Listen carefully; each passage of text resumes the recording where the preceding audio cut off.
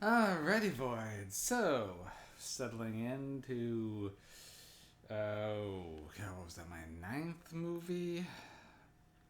Starting to lose track, losing a little bit of steam. Yes, movie 9, which is a classic slasher that has really escaped my radar until relatively recently, so I hadn't even really heard of this one, but apparently it's very well known.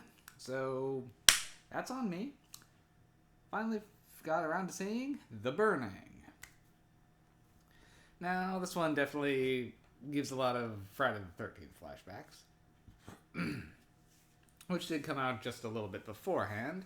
Though, according to Tom Savini, the script for this one was written even before that, as Tom Savini worked on Friday. So, a lot of the similarities are mostly coincidental. That said, Friday the 13th Part 2 and this one have some very similar campfire scenes of them just sitting around the campfire telling the respective legends of the killer at hand. So, take that as you will. This one, however, is based on an actual urban legend from the New York, New Jersey area of Cropsey, a cantankerous camp counselor or groundskeeper who was essentially terrorized the kids. Some kids got an idea to pull a prank on him. The prank goes awry, and he gets burned alive. And, well, that's what happens. And now covered in a bunch of burns, he's out of the hospital, pissed, and wants revenge.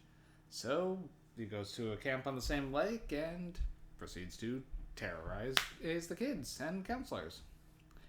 Now, most Friday the 13th, despite taking place around a camp, don't take place in the camp's actually open. It's usually setting up, training, or there's a nearby, or it's something nearby. Like, only once does it actually go to a camp, and then it's like at night one time. No, this one's in camp in full swing. And though most of it takes place on a canoe trip that goes away from it, it is nice to actually see a camp slasher done properly at camp. Oh, the only other one I can think of that actually does that is Sleepaway Camp, which I reviewed right back when I first started, actually. So, The Burning. Well, the gore effects are top notch, and the infamous Rast scene still holds up pretty well.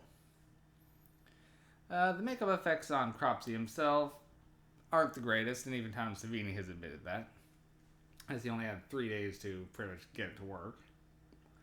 So, the design for Cropsey is only so-so. It's not the best burn victim do-up. Any Freddy Krueger thing easily outpaces him here.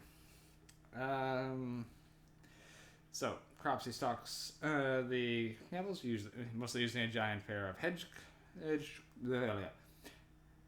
clippers, and, well, it's a pretty standard slasher, though this one kind of almost does like a reverse thing rather than preying on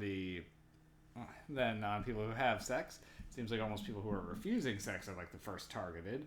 And other than a final girl, this one actually has essentially a final guy, and he even won with a bit of a checkered past. So, kind of subverts a lot of your standard horror tropes. But it is a good old-fashioned slasher otherwise, and a pretty darn good one. Now, it's pretty dated by today's standards, but I did enjoy it. 6 MacGuffin seems to be the most common rating I've been giving out today, but let's see, I'm just trying to think of whether this is, again, 6 or 7, because I don't want to be too generous. This one is a classic, so it definitely has that reputation. But it is... And a lot of it is kind of cliche, but this is kind of where the cliches originated in this kind of era. So it's hard to kind of... Seeing it so late kind of makes it difficult to factor that in. I'll give it 7 MacGuffins. It's a classic slasher, and it's does everything very well for it. It was better than Madman. That says right up there with some of the Friday the 13th of the era. So, yeah, I'll give it a 7. Alright, Well, that rounds out. If we're close to 1:30 in the morning, so I've got to get to 7. So, about 5.5 hours to go. Yeah. Okay. Well, gotta get to the next one. See you soon.